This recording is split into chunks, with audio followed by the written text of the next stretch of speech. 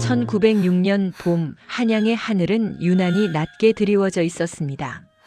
러일 전쟁에서 승리한 일본 제국은 이미 대한제국의 심장부를 움켜쥐고 있었습니다. 1905년 11월 을사늑약이 강제로 체결된 이후 경운 궁덕수궁에는 일본 통감부의 그림자가 짙게 깔려 있었습니다. 고종 황제는 자신의 나라에서 허수아비 황제로 전락해 있었고 황태자 척 훗날의 순종은 33살의 나이에도 불구하고 여전히 세자빈을 맞이하지 못한 상태였습니다. 그해 초겨울 황실에서는 황태자비 간택령이 내려졌습니다.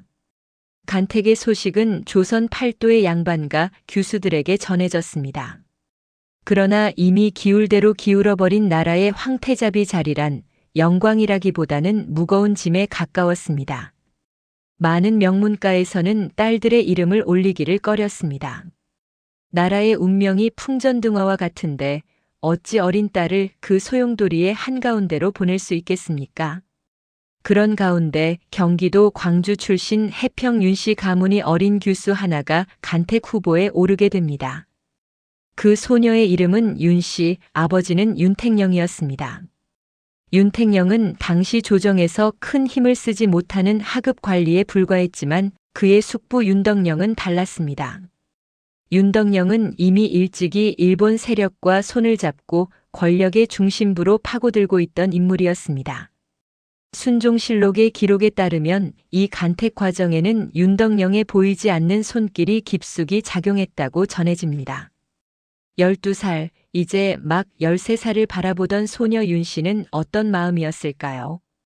훗날의 기록들과 궁중 상궁들의 증언을 종합하면 어린 윤씨는 남다른 총명함과 당찬 성품을 지닌 아이였습니다. 그러나 아무리 총명하다 한들 13살. 소녀가 자신에게 닥칠 운명의 무게를 온전히 이해할 수 있었을 리 없습니다.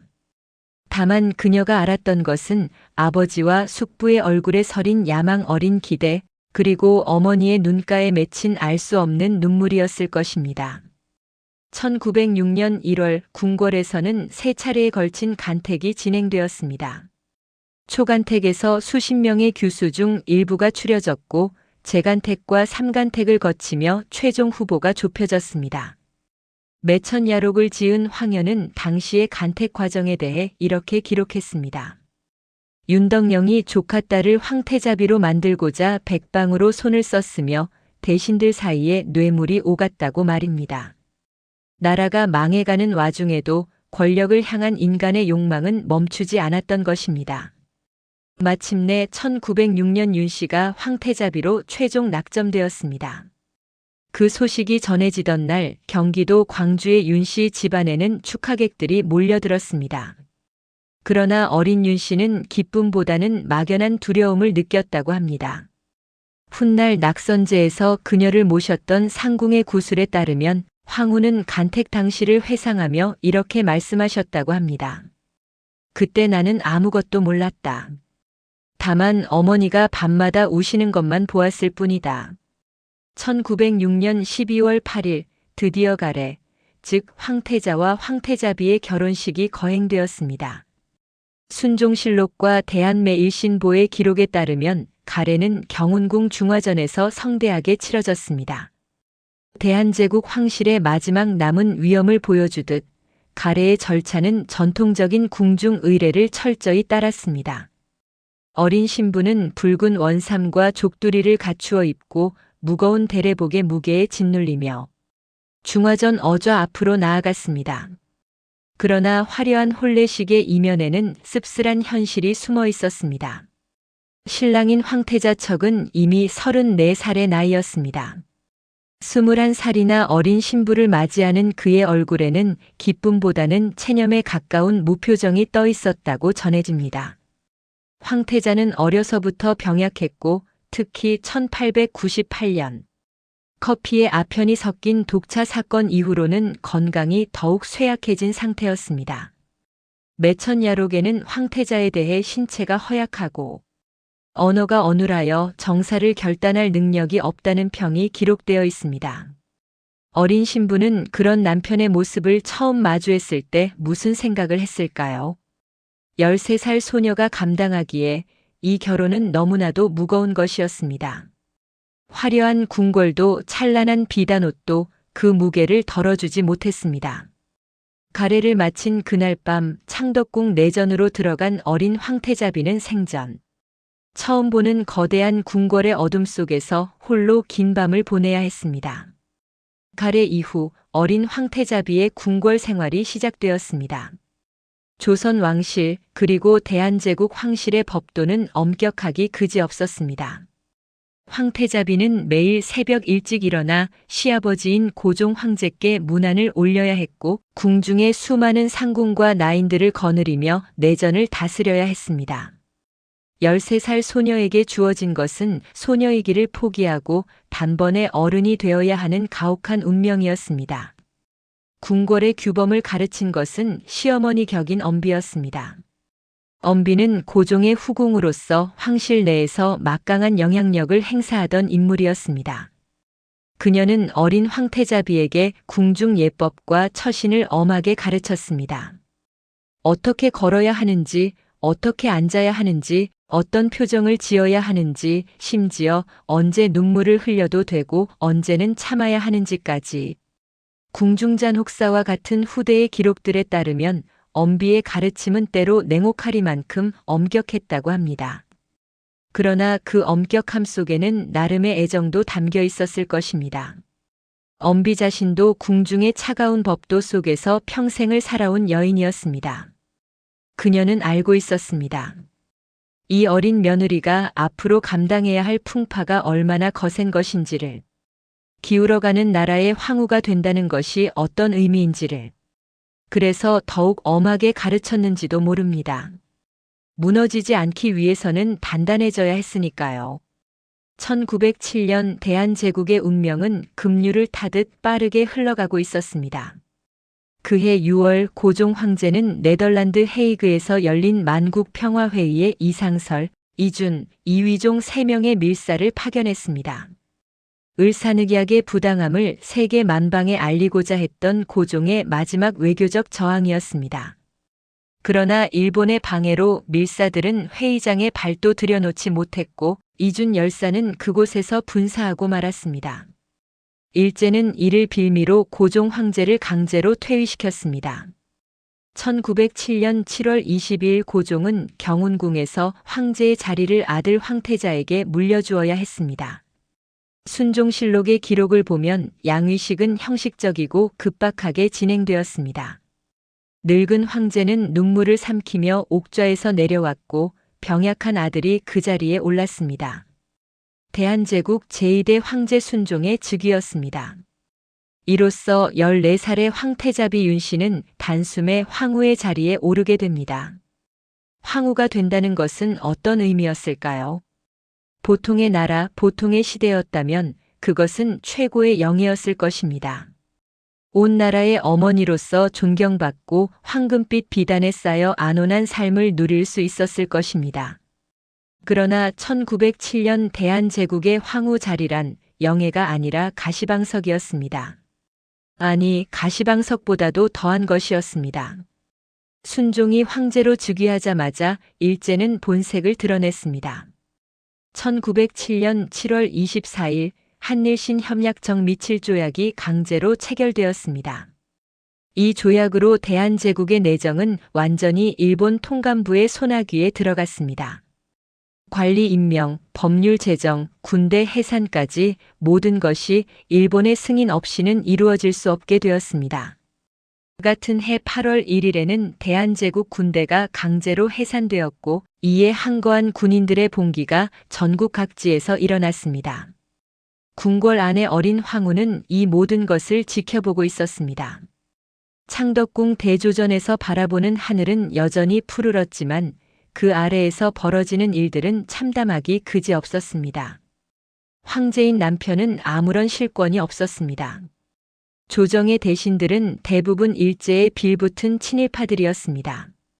황후의 친척인 윤덕영조차도 이미 일제의 앞잡이가 되어 있었습니다. 사방이 적이었고 기댈 곳은 어디에도 없었습니다. 어린 황후가 의지할 수 있었던 것은 오직 자기 자신뿐이었습니다. 훗날의 기록들을 보면 순정 효황후는 어린 나이에도 불구하고 남다른 기계와 결기를 보여주었습니다. 궁중의 상궁들은 그녀를 과묵하시지만 눈빛이 서리빨 같으셨다고 회상했습니다. 화려한 외양 뒤에 숨은 강인한 심지가 어렸을 때부터 있었던 것입니다. 그러나 그 강인함은 아직 숨겨져 있었습니다. 세상에 드러날 때를 기다리고 있었습니다. 1907년부터 1909년까지 어린 황후는 묵묵히 궁중의 법도를 배우고 익혔습니다. 새벽마다 태왕제가 된 고종에게 문안을 올렸고 병약한 남편 순종 곁을 지켰습니다. 궁중의 제사와 의례를 주관했고 상궁과 나인들을 거느렸습니다. 겉으로 보기에는 그저 조용하고 얌전한 어린 황후일 뿐이었습니다. 그러나 그녀는 보고 있었습니다. 듣고 있었습니다. 그리고 기억하고 있었습니다. 일제의 통감 이토 히로부미가 창덕궁을 드나들며 황제를 모욕하는 것을 보았습니다. 친일 대신들이 나라를 팔아먹으며 부귀영화를 누리는 것을 보았습니다. 전국 각지에서 의병들이 일어났다가 처참하게 진압되는 소식을 들었습니다. 안중근 의사가 1909년 10월 하얼빈에서 이토 히로부미를 저격했다는 소식도 궁궐까지 전해졌습니다. 1909년 황후의 나이 16이 되던 해였습니다. 이미 나라는 사실상 일제의 손아귀에 들어가 있었습니다. 남은 것은 형식뿐이었습니다. 대한제국이라는 이름, 황제라는 칭호, 황실이라는 껍데기만이 남아 있었습니다. 언제 그 마지막 껍데기마저 벗겨질지 모르는 상황이었습니다. 어린 황후는 그 불안한 시간 속에서 조금씩 성장하고 있었습니다. 더 이상 아무것도 모르던 13살 소녀가 아니었습니다. 궁중의 법도를 익혔고 황실의 위엄을 체득했습니다. 무엇보다 자신이 무너지면 안 된다는 것을 깨달았습니다. 황제인 남편은 병약하고 무력했습니다. 누군가는 이 황실의 마지막 자존심을 지켜야 했습니다. 그리고 그 누군가는 바로 자신이어야 한다는 것을 어린 황후는 알아가고 있었습니다. 1909년 12월의 어느 날 창덕궁 후원에는 첫눈이 내렸습니다. 흰 눈이 소복이 쌓인 후원을 거닐던 황후는 문득 걸음을 멈추었습니다. 저 멀리 북악산 너머로 지는 석양이 붉게 물들어 있었습니다. 마치 피처럼 붉은 노을이었습니다. 그 노을을 바라보며 황후는 무슨 생각을 했을까요? 어쩌면 그녀는 이미 예감하고 있었는지도 모릅니다. 머지않아 닥쳐올 그날 자신이 무엇을 해야 할지를. 이것이 가시밭길의 선 13살 궁모의 이야기입니다. 화려한 가래의 비단옷 뒤에 숨겨진 눈물, 황금빛 궁궐의 차가운 그늘, 그리고 기울어가는 나라를 지켜보아야 했던 어린 소녀의 불안과 두려움. 그러나 그 두려움 속에서도 꺾이지 않았던 한 줄기 기계, 아직은 드러나지 않았지만 분명히 존재했던 그 둘꽃. 1906년부터 1909년까지 이 시기는 순정효황후 윤 씨의 삶에서 가장 어두운 시작이자 동시에 가장 치열한 성장의 시간이었습니다. 16살의 황후는 아직 알지 못했습니다. 1년 뒤인 1910년 자신이 대한제국의 마지막 자존심을 지키기 위해 옥새를 치마폭에 감추고 결사항전하게 될 줄은. 그 순간이 역사에 영원히 기록되어 100년이 지난 후에도 사람들의 가슴을 울리게 될 줄은. 그러나 그 모든 것은 아직 오지 않은 내일의 이야기입니다. 1909년 겨울 창덕궁에 내리는 눈을 바라보던 16살. 황후는 그저 묵묵히 자신에게 주어진 운명을 감당하고 있었을 뿐입니다. 무너지지 않기 위해, 꺾이지 않기 위해 이를 악물고 버티고 있었을 뿐입니다. 제국의 석양은 이미 붉게 물들고 있었습니다. 그리고 그 석양 아래에서 한 어린 황후의 기나긴 밤이 막 시작되고 있었습니다. 1910년의 여름은 유난히도 무덥고 습했습니다. 창덕궁의 깊은 내전에까지 스며드는 눅눅한 공기는 마치 불길한 징조처럼 궁궐 전체를 짓누르고 있었습니다. 17살이 된 황후 윤 씨는 그해 여름 내내 알 수 없는 불안감에 시달렸습니다. 구체적으로 무슨 일이 일어날지는 알 수 없었지만 무언가 거대한 파국이 다가오고 있다는 것만은 온몸으로 느낄 수 있었습니다. 그 불안은 근거 없는 것이 아니었습니다. 1909년 10월 안중근 의사가 하얼빈에서 이토 히로부미를 저격한 이후 일제는 대한제국을 완전히 삼키기 위한 마지막 수순을 밟고 있었습니다. 새로 부임한 통감 데라우치 마사타케는 이토보다 더욱 강경한 인물이었습니다. 그는 무력과 협박을 동원하여 대한제국의 숨통을 완전히 끊으려 했습니다. 순종실록과 매천야록의 기록에 따르면 1910년 봄부터 일제는 조선의 완전한 병합을 위한 비밀 협상을 진행하고 있었습니다. 궁궐 안에서도 그 움직임은 감지되고 있었습니다. 친일파 대신들의 출입이 잦아졌고 그들의 눈빛에는 이상한 흥분과 기대가 서려 있었습니다. 나라를 팔아먹고 그 대가로 자귀와 은사금을 받으려는 자들의 추악한 욕망이었습니다. 황후는 그들이 드나드는 것을 볼 때마다 속이 뒤틀리는 듯한 분노를 느꼈지만 겉으로는 아무런 내색도 하지 않았습니다. 아직은 때가 아니었습니다. 1910년 8월 운명의 달이 밝았습니다.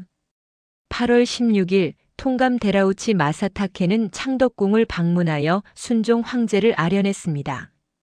표면적으로는 예방이었지만 실제로는 협박이자 통첩이었습니다. 데라우치는 황제에게 한일병합 조약의 체결이 불가피하다고 압박했습니다. 일본 외교문서의 기록에 따르면 데라우치는 이렇게 말했습니다. 대세는 이미 기울었습니다. 황제 폐하께서 순순히 조약에 서명하시면 황실의 안녕은 보장될 것입니다. 병약한 순종 황제는 그 협박 앞에서 아무런 말도 하지 못했습니다. 황제의 침묵은 항복이 아니라 절망이었습니다. 싸울 힘도 싸울 수단도 싸워줄 신하도 없었습니다. 조정의 대신들 대부분은 이미 일제에 매수되어 있었습니다. 총리 대신 이완용을 비롯한 친일 강요들은 병합 조약의 체결을 서두르고 있었습니다. 황제를 지켜줄 군대는 이미 3년 전에 해산되어 버렸습니다. 고립무원. 그것이 1910년 8월 대한제국 황실의 처지였습니다. 8월 22일 마침내 그날이 왔습니다. 순종실록과 한일병합 조약 관련 일본 측 기록에 따르면 이날 창덕궁 흥복헌에서 어전회의가 소집되었습니다. 회의의 목적은 단 하나 한일병합 조약에 황제의 서명과 국세옥세의 날인을 받아내는 것이었습니다. 이완용, 박재순, 이지용, 고영희, 조중웅 등 을사오적의 후신들이라 할 수 있는 친일 대신들이 모두 모여들었습니다. 흥복헌의 분위기는 살벌했습니다. 일본군 헌병들이 궁궐 곳곳에 배치되어 있었고 통감부의 관리들이 눈을 부릅뜨고 감시하고 있었습니다. 형식적으로는 어전회의였지만 실제로는 황제를 협박하여 나라를 넘기라고 강요하는 자리였습니다. 이완용이 앞장서서 황제를 압박했습니다. 매천야록에 기록된 그의 말은 이러했습니다. 폐하 대세는 이미 결정되었사옵니다. 어차피 피할 수 없는 일이라면 황실의 안위를 위해 조약에 서명하시는 것이 나으실 것입니다. 순종 황제는 창백한 얼굴로 어좌에 앉아 있었습니다. 황제의 손은 떨리고 있었습니다. 눈에는 눈물이 고여 있었습니다. 500년 조선 왕조와 대한제국의 마지막 황제로서 나라를 넘기는 조약에 서명해야 하는 치욕. 그것은 죽음보다 더한 고통이었을 것입니다. 그러나 사방에서 압박하는 적들 앞에서 병약한 황제는 저항할 힘이 없었습니다. 바로 그 순간이었습니다. 흥복헌의 병풍 뒤에서 인기척이 났습니다. 순종실록 부록과 당시 궁중에 있던 상궁들의 증언, 그리고 후대의 여러 기록을 종합하면 그 다음에 벌어진 일은 이러했습니다. 병풍을 젖히고 한 여인이 뛰쳐나왔습니다. 붉은 당의를 입은 그 여인은 다름 아닌 황후 윤씨였습니다. 17살의 어린 황후가 남자들만의 어전회의에 불쑥 나타난 것입니다. 회의장은 순간 얼어붙었습니다. 아무도 예상하지 못한 일이었습니다. 조선의 법도에서 황후가 어전회의에 나서는 것은 있을 수 없는 일이었습니다. 더구나 그토록 어린 나이에 그토록 엄중한 자리에서 친일 대신들은 당황하여 서로 얼굴을 쳐다보았고 순종 황제조차 놀란 눈으로 황후를 바라보았습니다. 그러나 황후는 조금도 물러서지 않았습니다. 훗날 전해지는 기록에 따르면 황후는 서리빨 같은 눈빛으로 대신들을 쏘아보며 말했습니다. 여기서 무슨 짓들을 하고 있는 것이오? 그 목소리에는 분노와 비통함이 가득 차 있었습니다. 17살 소녀의 목소리라고는 믿기 어려울 만큼 단호하고 결연했습니다. 대신들은 아무 말도 하지 못했습니다. 그들은 이 어린 황후에게서 예상치 못한 기세를 느꼈던 것입니다. 황후는 빠른 걸음으로 황제 곁에 놓인 옥새암으로 다가갔습니다. 옥새, 국새. 그것은 대한제국의 상징이었습니다. 황제의 권위를 나타내는 도장이자 나라의 모든 공식 문서에 찍히는 국가의 상징물이었습니다. 병합 조약이 유효하려면 반드시 이 옥새가 찍혀야 했습니다. 옥새 없이는 조약도 없었습니다. 황후는 옥새암을 열고 옥새를 움켜쥐었습니다. 그리고 그것을 자신의 치마폭 속에 깊이 감추었습니다. 매천야록을 비롯한 당대의 기록들은 이 순간을 이렇게 전하고 있습니다. 황후가 옥새를 치마 속에 감추고 결사코 내놓지 않으려 했다고. 황후는 옥새를 품에 안은 채 대신들을 노려보았습니다. 이 옥새는 내가 지키겠소. 누구도 손대지 못할 것이요. 그 순간 흥복헌 안은 정적에 휩싸였습니다. 누구도 감히 황후에게 달려들지 못했습니다. 비록 나라가 망해가고 황실의 권위가 땅에 떨어졌다 해도 황후는 여전히 황후였습니다. 함부로 손을 댈 수 있는 존재가 아니었습니다. 더구나 그 눈빛에서 뿜어져 나오는 결기는 조금이라도 다가오면 죽음을 각오하겠다는 비장함 그 자체였습니다. 그러나 친일파들은 물러서지 않았습니다. 잠시 당황했던 이완용이 먼저 입을 열었습니다. 그는 황후에게 정중하되 단호한 어조로 말했습니다. 황후 마마 외람되옵니다만 국정은 남자들의 일이옵니다. 마마께서는 내전으로 돌아가 계시옵소서. 그 말에 황후의 눈빛이 더욱 매서워졌습니다. 황후는 전혀 물러설 기색 없이 대답했습니다. 남자들의 일? 나라를 팔아먹는 것이 남자들의 일이란 말이오? 그대들은 이 나라의 신하가 아니라 역적이요. 역적. 황후의 목소리가 흥복헌 안에 울려 퍼졌습니다. 그 비통한 외침에 순종 황제의 눈에서 눈물이 흘러내렸습니다. 병약하고 무력한 황제였지만 아내의 그 처절한 저항에 가슴이 미어지는 것을 느꼈을 것입니다. 자신은 해내지 못한 일을 17살의 어린 아내가 목숨을 걸고 하고 있었습니다. 교착 상태는 오래 가지 않았습니다. 이때 앞으로 나선 자가 있었습니다. 바로 황후의 숙부 윤덕령이었습니다. 윤덕령은 황후를 황태자비로 만드는 데 결정적인 역할을 한 장본인이자 이미 오래전부터 일제의 앞잡이가 되어 있던 인물이었습니다. 병합 후 일제로부터 자작자귀를 받게 될 대표적인 친일파였습니다. 윤덕령이 황후에게 다가왔습니다. 대한제국 황실 비사와 상궁들의 구술에 따르면 윤덕령은 황후에게 나지막하지만 단호한 목소리로 말했습니다. 마마, 이리 하시면 아니 되옵니다. 대세는 이미 기울었사옵니다. 마마께서 옥새를 내어주지 않으시면 마마의 안위도 장담할 수 없사옵니다. 그것은 협박이었습니다. 친척의 탈을 쓴 배신자의 협박이었습니다. 황후는 숙부의 얼굴을 똑바로 쳐다보았습니다. 그 눈빛에는 분노와 경멸 그리고 깊은 비통함이 뒤섞여 있었습니다. 어려서부터 숙부라 부르며 따랐던 사람이 지금 자신에게서 나라의 마지막 상징을 빼앗으려 하고 있었습니다. 피를 나눈 가족이 나라를 파는 역적이 되어 있었습니다. 윤덕령은 황후의 저항에도 불구하고 행동에 나섰습니다. 그는 주변의 내관들에게 눈짓을 했고 몇몇 사람들이 황후를 애워쌌습니다. 황후는 필사적으로 옥새를 움켜쥐었지만 여러 사람의 힘을 당해낼 수는 없었습니다. 윤덕령이 직접 황후의 치마폭을 뒤져 옥새를 빼앗았습니다. 순종실록 부록에는 이 장면이 다음과 같이 기록되어 있습니다. 황후가 극력 만류하였으나 끝내 옥새를 빼앗기니 황후가 통곡하였다. 옥새를 빼앗긴 황후는 그 자리에 주저앉아 울음을 터뜨렸습니다. 그것은 개인의 울음이 아니었습니다. 500년 사직의 울음이었고 2천만 백성의 울음이었습니다. 흥복헌의 차가운 마루바닥에 엎드려 통곡하는 17살 황후의 모습은 대한제국이 보여준 마지막 저항의 상징이었습니다. 옥새는 결국 조약문에 찍히고 말았습니다.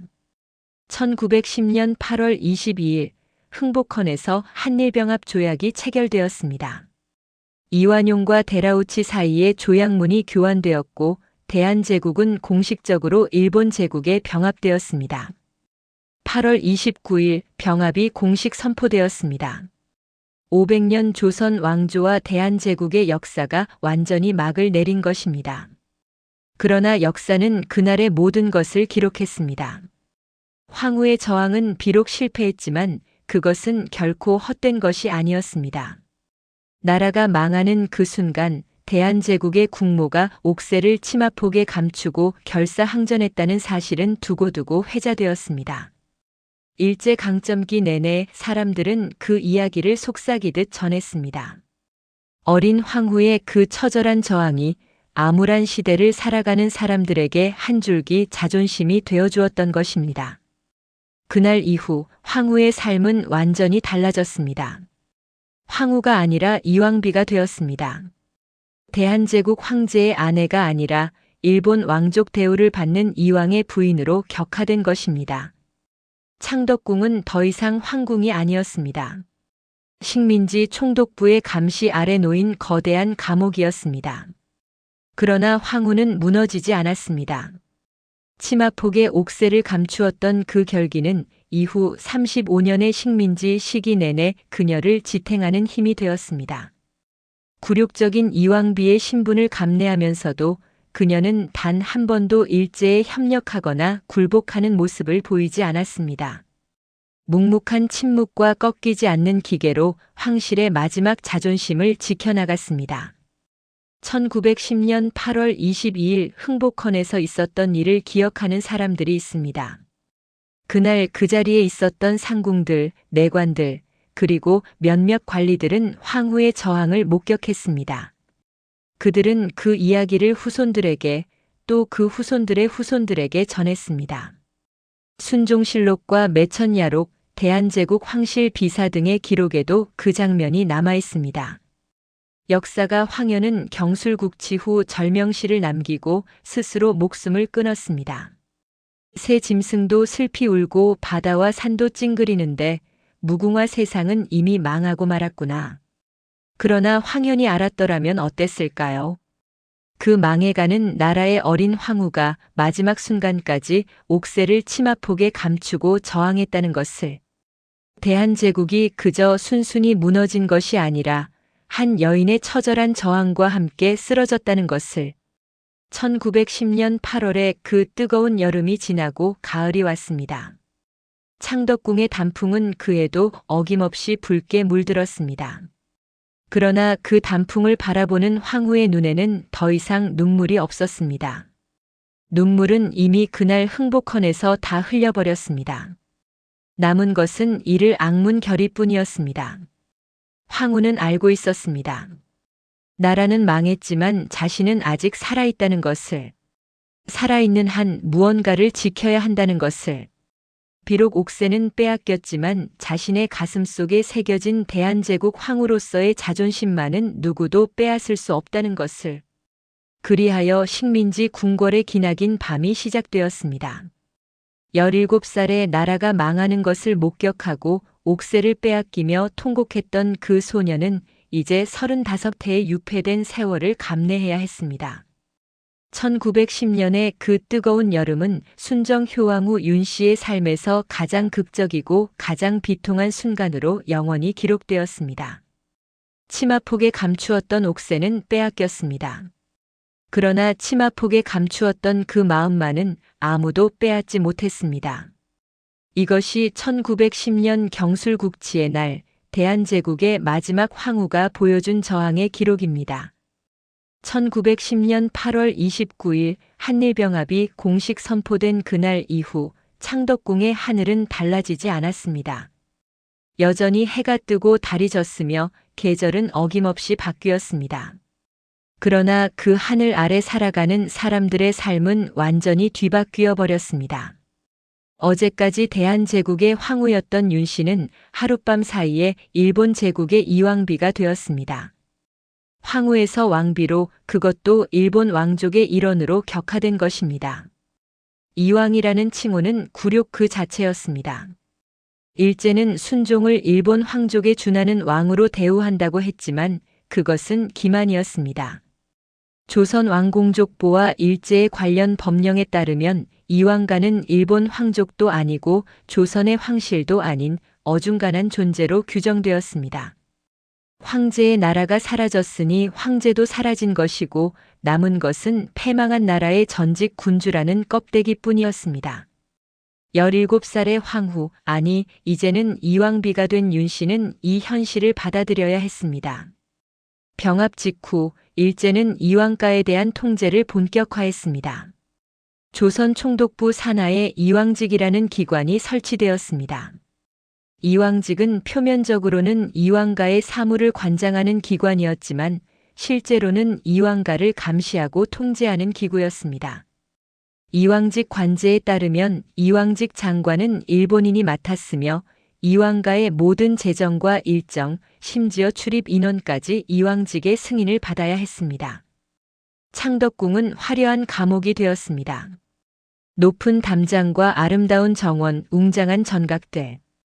겉으로 보기에는 여전히 조선 최고의 궁궐이었습니다. 그러나 그 담장 밖으로는 한 발자국도 마음대로 나갈 수 없었습니다. 궁궐 안에는 일본인 관리들과 헌병들이 상주하며 이왕가의 일거수일투족을 감시했습니다. 누구를 만나고 어디를 가고 무슨 말을 하는지 모든 것이 보고되었습니다.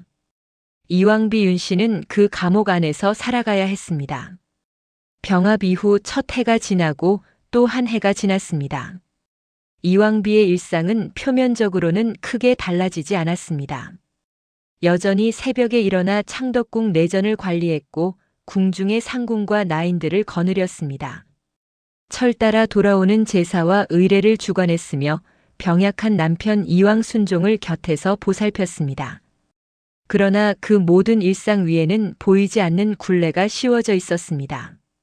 일제는 이왕가를 철저히 이용했습니다. 매일 신보를 비롯한 총독부 기관지들은 때때로 이왕가의 소식을 보도했습니다. 이왕과 이왕비가 무슨 행사에 참석했다, 어디를 방문했다, 누구를 접견했다. 그러나 그 보도들은 철저하게 통제된 것이었습니다. 일제는 이왕가를 식민 통치에 순응하는 전직 왕실의 이미지로 포장하여 조선인들의 저항 의식을 누그러뜨리는 데 활용하려 했습니다. 그러나 이왕비는 그 의도를 꿰뚫어 보고 있었습니다. 침묵. 그것이 이왕비가 선택한 저항의 방식이었습니다. 훗날 이왕비를 모셨던 상궁들의 증언에 따르면 이왕비는 일제 관리들 앞에서 거의 말을 하지 않았습니다. 필요한 최소한의 응대만 할 뿐, 그 이상의 어떤 대화도 나누지 않았습니다. 표정도 늘 무표정에 가까웠습니다. 일본인들이 아무리 친밀하게 다가오려 해도 이왕비는 냉담한 거리를 유지했습니다. 그 침묵은 무력한 체념이 아니었습니다. 이왕비는 알고 있었습니다. 자신이 할 수 있는 일이 극히 제한되어 있다는 것을. 무력으로 저항하는 것은 불가능했고 말로 저항하는 것은 빌미만 줄 뿐이었습니다. 그래서 그녀는 침묵을 선택했습니다. 그 침묵 속에 분노를 감추고 굴욕을 삼키고 그러면서도 결코 굴복하지 않는 자존심을 지켜나갔습니다. 궁중의 법도를 지키는 것도 저항의 일부였습니다. 일제는 조선의 전통과 궁중 문화를 서서히 해체하려 했습니다. 1912년에는 창덕궁 인정전 일대가 일반에 공개되어 유료 관람의 대상이 되었습니다. 신성한 황궁이 구경거리로 전락한 것입니다. 궁궐의 전각들은 하나둘씩 용도가 바뀌거나 헐려나갔습니다. 일본식 건물들이 들어서기도 했습니다. 조선 총독부는 궁중 의례와 전통도 점차 간소화하거나 폐지하려 했습니다. 그러나 이왕비는 굽히지 않았습니다. 이왕직 기록과 궁중 관계자들의 증언에 따르면 이왕비는 궁중의 전통 법도를 철저히 지켜나갔습니다. 새벽 문안 인사, 계절별 제사, 궁중 음식의 격식, 복식의 예법. 일제가 아무리 간소화를 종용해도 이왕비는 이것이 조선 왕실의 법도라며 물러서지 않았습니다. 사소해 보이는 그 고집이 사실은 식민지 시대를 관통하는 조용한 저항이었습니다. 그녀의 한복 차림도 마찬가지였습니다. 일제는 황실 여성들에게 양장이나 일본식 복식을 권유하기도 했습니다. 그러나 이왕비는 평생 한복만을 고집했습니다. 단 한 번도 일본 옷을 입은 적이 없었습니다. 그것은 단순한 복식의 문제가 아니었습니다. 자신이 누구인지, 자신의 뿌리가 어디인지를 매일매일 확인하는 행위였습니다. 1919년 1월 고종 태왕제가 덕수궁에서 승하했습니다. 공식적으로는 뇌일혈로 인한 급서였지만 민간에서는 일제에 의한 독살설이 파다하게 퍼졌습니다. 3.1운동 관련 기록과 당대의 여러 증언에 따르면 고종의 갑작스러운 죽음은 조선인들 사이에 분노의 불씨가 되었습니다. 그리고 그 분노는 2달 뒤 거대한 함성으로 터져나왔습니다. 1919년 3월 1일 3.1만세 운동이 일어났습니다. 탑골공원에서 시작된 만세 소리는 전국 방방곡곡으로 퍼져나갔습니다. 수백만 명의 조선인들이 태극기를 들고 거리로 나섰습니다. 대한독립 만세. 그 함성이 창덕궁 담장 너머로도 울려 퍼졌습니다. 감옥 같은 궁궐 안에서 이왕비는 그 함성을 듣고 있었습니다. 이왕비의 가슴은 어땠을까요? 9년 전 흥복헌에서 옥새를 치마폭에 감추며 저항했던 그녀였습니다. 그 저항은 실패했고 나라는 망했습니다. 그러나 9년이 지난 지금 백성들이 일어나고 있었습니다. 자신은 해내지 못한 일을 이름 모를 수많은 사람들이 해내고 있었습니다. 그 함성을 들으며 이왕비는 무슨 생각을 했을까요? 기록에는 남아있지 않지만 눈물을 흘렸을 것이라고 짐작해 봅니다. 3.1운동은 무자비하게 진압되었습니다. 일제는 총칼로 평화로운 시위대를 짓밟았습니다. 수천 명이 죽고 수만 명이 다치거나 투옥되었습니다. 제암리 학살 같은 끔찍한 사건들이 곳곳에서 벌어졌습니다. 그러나 그 탄압에도 불구하고 조선인들의 독립의지는 꺾이지 않았습니다. 상해에 임시정부가 수립되었고 국내외에서 독립운동은 계속되었습니다. 창덕궁 안의 이왕비는 이 모든 것을 지켜보고 있었습니다. 그녀가 할 수 있는 일은 여전히 제한되어 있었습니다. 그러나 그녀는 마음속으로 그들과 함께하고 있었습니다. 훗날의 기록에 따르면 이왕비는 3.1운동 이후 더욱 깊은 침묵 속으로 들어갔습니다. 그러나 그 침묵의 무게는 전과 달랐습니다. 체념이 아니라 인내의 침묵이었습니다. 언젠가는 이 밤이 끝날 것이라는 희망을 품은 침묵이었습니다. 1926년 4월 25일 순종이 창덕궁 대조전에서 승하했습니다. 46해의 생애였습니다. 병약했던 황제, 나라를 지키지 못한 황제, 그러나 그 모든 비극을 홀로 짊어져야 했던 비운의 황제였습니다. 이왕비는 25해를 함께한 남편의 임종을 지켜보았습니다. 마지막까지 남편의 손을 잡고 있었다고 합니다. 순종의 장례는 국장으로 치러졌습니다. 물론 대한제국의 국장이 아니라 일제가 규정한 이왕가의 장례였습니다. 그러나 조선 민중에게 순종은 여전히 마지막 황제였습니다. 6월 10일로 예정된 장례일이 다가오자 전국 각지에서 사람들이 서울로 모여들었습니다. 그들은 순종의 죽음을 애도하러 온 것이기도 했지만 동시에 또 다른 목적이 있었습니다. 6.1형 만세운동이었습니다. 1926년 6월 10일 순종의 장례 행렬이 창덕궁을 출발했습니다. 수십만 명의 인파가 거리를 메웠습니다. 그리고 장례 행렬이 종로를 지날 때 갑자기 함성이 터져 나왔습니다. 대한독립 만세! 학생들과 시민들이 일제히 만세를 외치기 시작했습니다. 7년 전 3.1운동의 함성이 다시 울려 퍼진 것입니다. 6.1형 만세운동 기록에 따르면 이날의 시위에는 학생 단체들이 중심이 되었으며 전국 각지에서 호응 시위가 이어졌습니다. 일제는 다시 한번 무력으로 진압했습니다.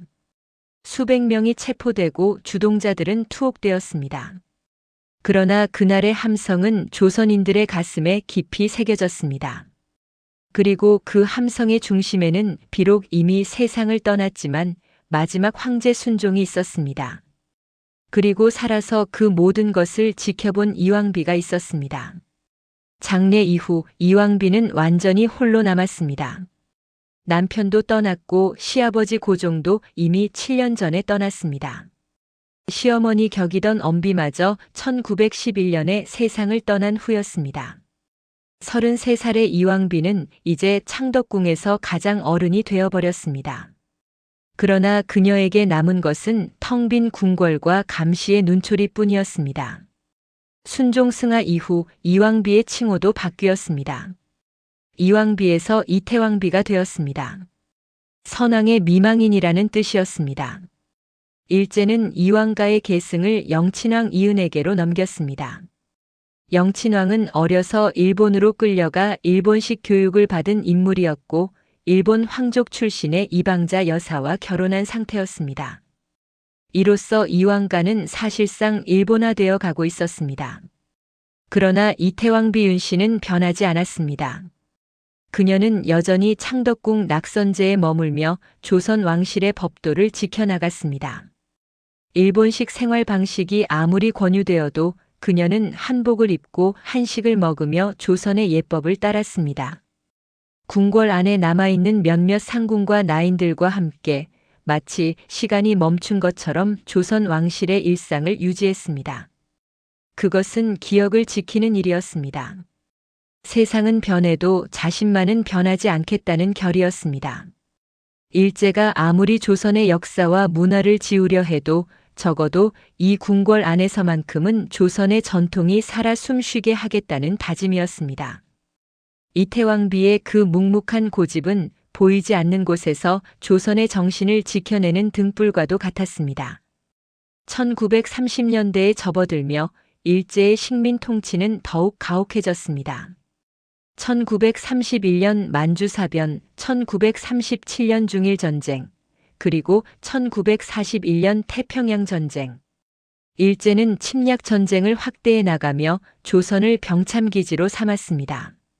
창씨 계명이 강요되었고 조선어 사용이 금지되었으며 젊은이들은 강제징용과 징병으로 끌려갔습니다.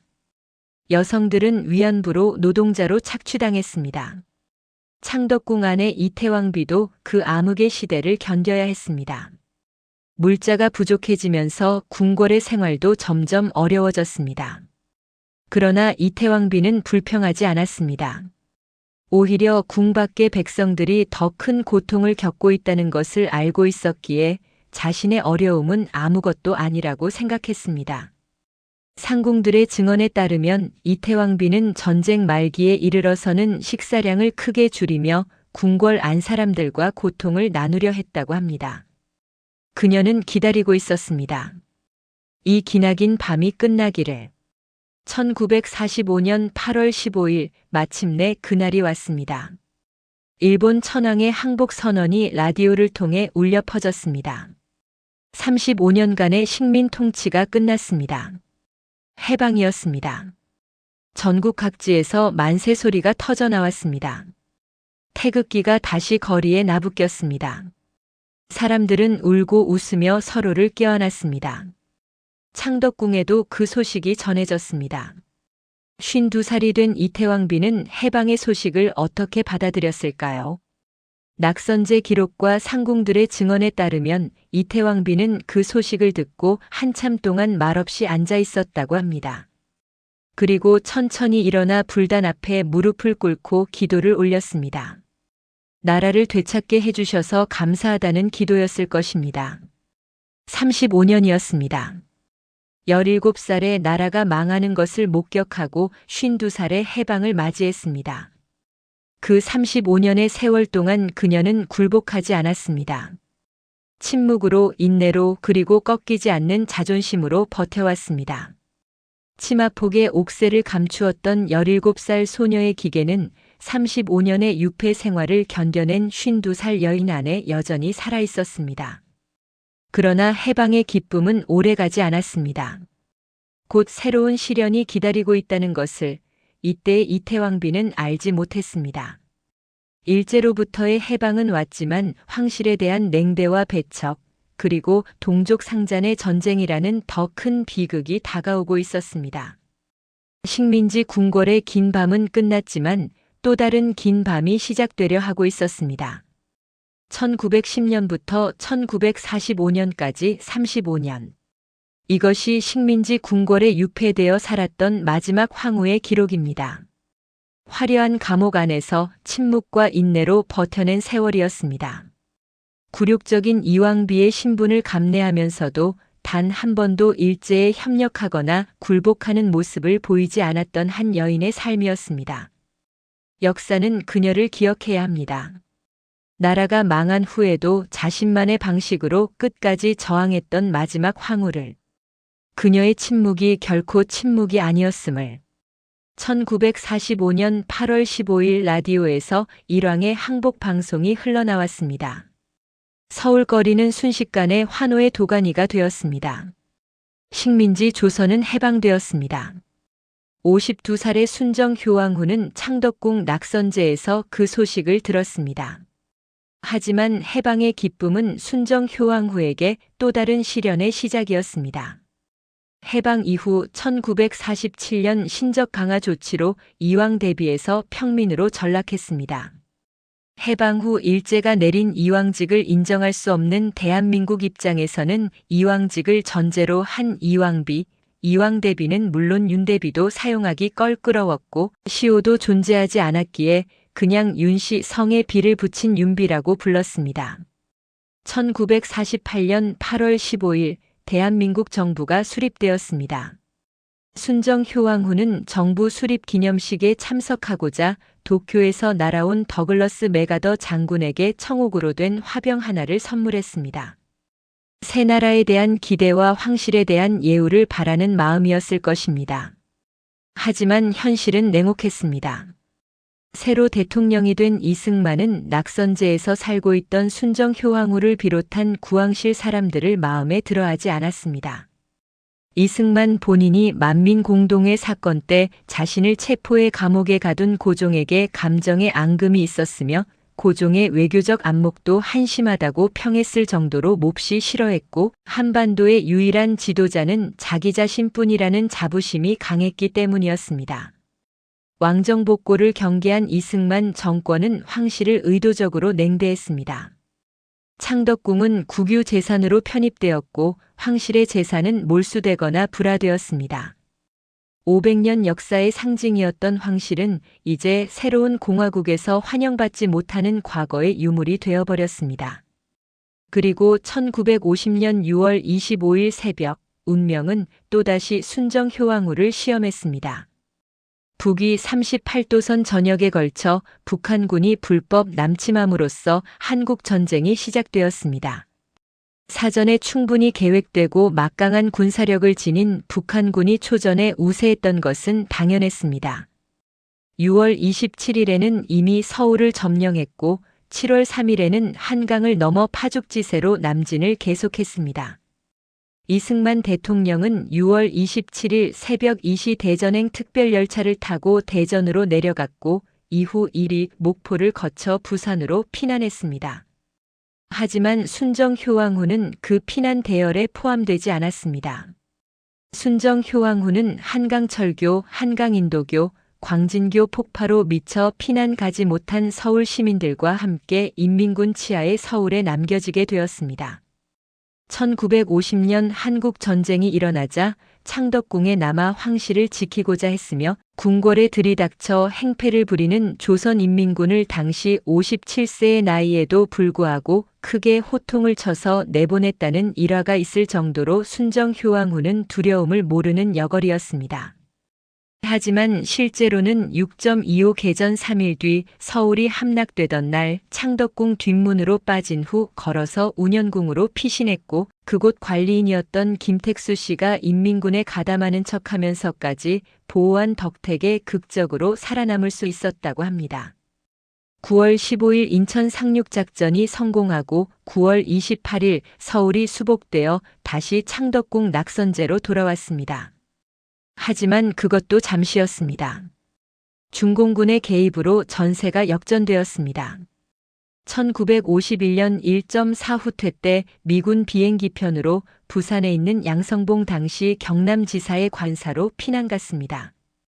전국 각지의 피난민이 부산으로 몰려들었고 부산항은 유엔군과 전쟁 물자가 들어오는 전쟁의 중심지가 되었습니다. 대한민국 정부는 대전과 대구를 거쳐 부산까지 밀려나 있었고 한미연합군은 낙동강을 최전선으로 워커라인을 구축하고 최후의 결전을 전개하고 있었습니다. 부산에는 몰려든 피난민들로 일대 아수라장이었습니다. 대한제국의 마지막 황후는 이제 전쟁 피난민 중 한 사람이 되었습니다. 그곳에 오래 누를 끼치고 싶지 않다는 이유로 동네 포교당이란 사찰로 거처를 옮겼습니다. 동산 스님을 비롯한 용성 스님의 제자들이 신경을 썼다고 합니다. 하지만 의친왕이 동네 포교당에 오면서 그마저 내줄 수밖에 없었습니다. 순정 효왕후를 모시던 김명길 상궁은 생전에 부산 피난 시절을 이렇게 회고했습니다. 동네로 내려갔다. 동네에 있는 경남지사 사택에 있었다. 황후는 그곳에서 오래 누를 끼치기를 바라지 않아 동네 포교당이란 묵은 사찰로 옮겼다. 황후의 노후가 불행했다면서 그 적빈과 괴로움 속에서도 한 번도 얼굴을 흐리지 않았다. 포교당에서는 승려가 시주한 것과 불교도의 도움으로 연명할 수 있었다.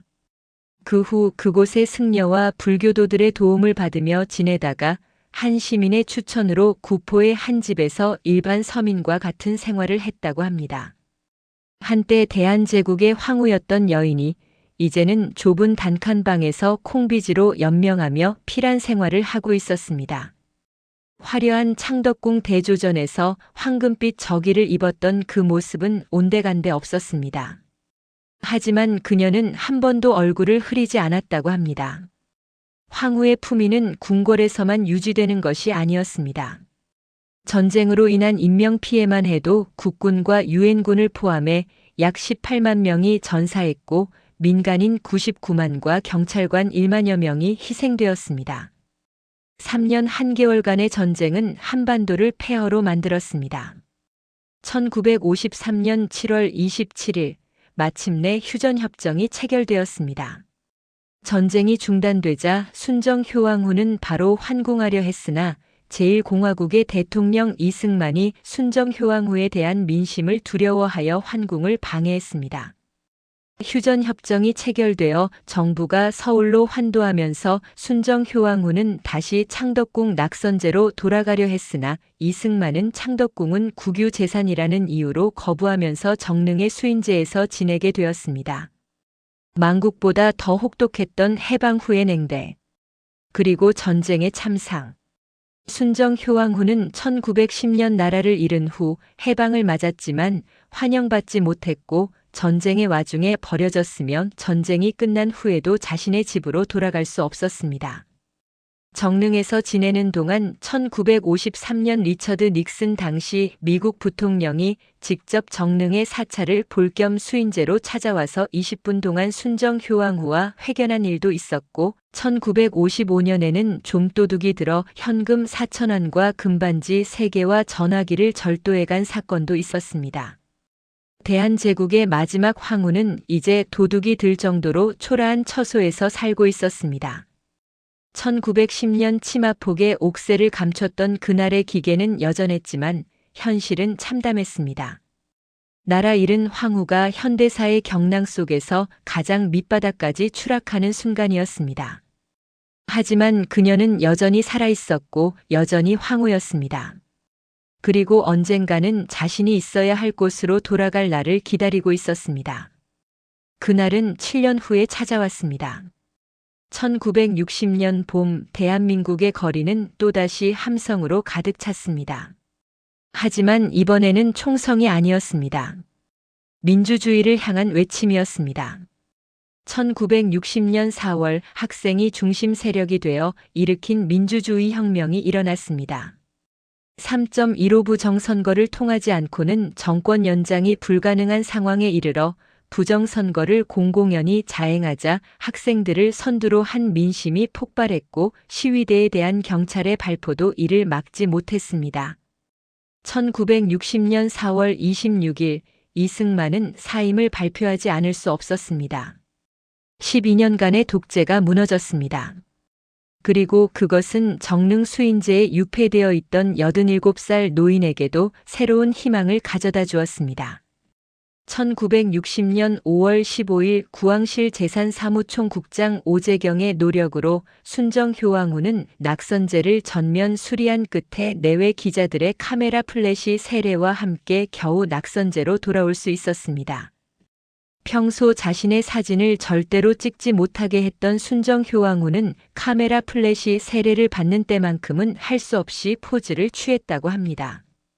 카메라의 플래시가 터질 때마다 깜짝깜짝 놀랐다고 합니다. 7년 만의 환궁이었습니다. 1953년 휴전 이후 줄곧 거부당했던 창덕궁 낙선제로의 귀환이 4.19 혁명이라는 민주주의의 승리와 함께 마침내 이루어졌습니다. 그녀는 인수제에서의 생활과 별반 다를 것 없이 새벽 5시에 일어나 불경을 읽으며 때때로 라디오와 텔레비전을 보며 생활했습니다. 1959년에는 비구니로 불교에 귀의하여 대지월이라는 법명을 얻었습니다. 망국의 서름, 전쟁의 참상, 냉대와 유배의 세월을 견디는 동안 그녀는 불교에서 위안을 찾았습니다. 그리고 낙선제로 돌아온 후 순정효왕후에게는 또 다른 임무가 기다리고 있었습니다. 역사의 상처를 아는 황실 여인들을 거두어들이는 일이었습니다. 1962년 1월 26일 38년간의 일본 생활을 끝내고 고종의 막내딸 덕혜공주가 대한민국으로 영구 귀국했습니다. 1961년 11월 12일 미국을 방문하던 도중 일본 도쿄에 들렀던 국가재건 최고회의 의장 박정희가 영친왕비 이방자 여사를 만나 영친왕과 덕혜옹주의 귀국에 대한 협조를 약속했습니다. 귀국 당일 김포공항에 유치원하고 소학교 동창이 마중을 나왔고 창덕궁 낙선제에 들러 순정효왕후 윤씨를 만난 후에 서울대학교병원에 입원했습니다. 조현병으로 고통받던 덕혜옹주는 결국 낙선제 권역의 수강제에서 거주하게 되었습니다. 1963년에는 영친왕 이은과 그의 부인 이방자 여사가 귀국했습니다. 낙선제 본체는 영친왕 부부가, 석복헌은 순정효왕후가, 그리고 수강제는 덕혜옹주가 사용했습니다. 낙선제는 이제 대한제국 황실의 마지막 피난처가 되었습니다. 병색이 짙었던 영친왕은 물론 덕혜옹주를 이방자 여사가 보살폈고 순정효왕후는 낙선제의 어른으로서 이들을 지켜보았습니다. 마지막 황후인 순정효왕후, 1963년 고국으로 돌아온 영친왕과 그의 부인 이방자는 각각 1970년과 1989년 이곳에서 생을 마감했습니다.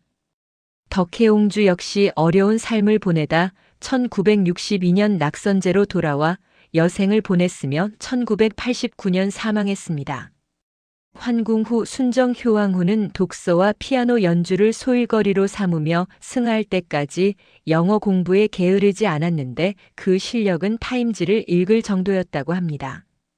죽는 그 순간까지 온화한 성정과 기품을 잃지 않았던 순정효왕후는 대한제국의 마지막 황후로서 당당함과 냉철함으로 황실을 이끌어 많은 이들의 존경을 받았습니다. 낙선제의 마지막 6년은 평온했습니다. 격동의 60년을 온몸으로 통과한 노항우는 이제 창덕궁의 소박한 전각에서 독서를 하고 피아노를 치고 불경을 읽으며 조용히 시간을 보냈습니다. 라디오와 텔레비전을 통해 빠르게 변해가는 세상을 지켜보았습니다. 그녀가 태어난 1894년의 조선과 1966년의 대한민국은 완전히 다른 세상이었습니다. 동학농민운동, 청일전쟁, 러일전쟁, 을사늑약, 경술국치, 3.1운동, 6.16만세운동, 해방분단 6.25전쟁, 4.19혁명, 5.16군사정변. 한 사람이 살아가기에는 너무나 많은 역사가 그녀의 73년 생애를 관통했습니다. 1966년 2월 3일 창덕궁 낙선제의 석복헌. 순정효왕후는 향년 73세를 일기로 심장마비로 세상을 떠났습니다. 장례를 위해 소집된 윤왕후장의준비위원회는 2월 6일 종묘와 유릉에 윤왕후의 승하를 고하는 석전 고유제를 지냈고 2월 7일 시호를 순정효왕후로 정했습니다. 2월 8일에는 성복제와 입관이, 2월 9일에는 조제와 고묘가 있었습니다. 1966년 2월 13일 장례식이 궁중의식을 기반으로 세단, 버스, 트럭 등 차량 55대가 동원되어 현대식 장례와 혼합하여 행해졌는데 수십만의 인파가 모였다고 합니다. 2월 13일 오전 10시에 창덕궁에서 발인한 뒤 금곡에 도착한 황후의 제궁은 오후 1시에 하관되어 남편이 잠든 유릉에 합장되었습니다.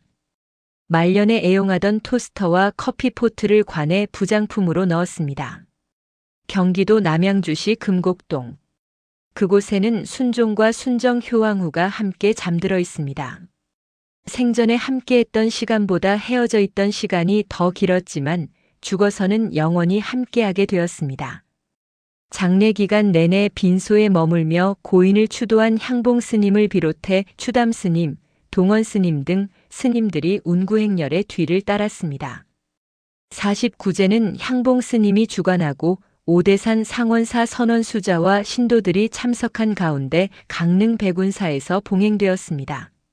순정효왕후의 위패와 영정은 강릉 백운사에 모셔져 지금에 이르고 있습니다. 황후를 모시던 상궁들은 죽어서도 황후를 모셔야 한다며 백운사로 갔고 지금도 매년 백중에 맞춰 황후의 기제사를 모시고 있습니다.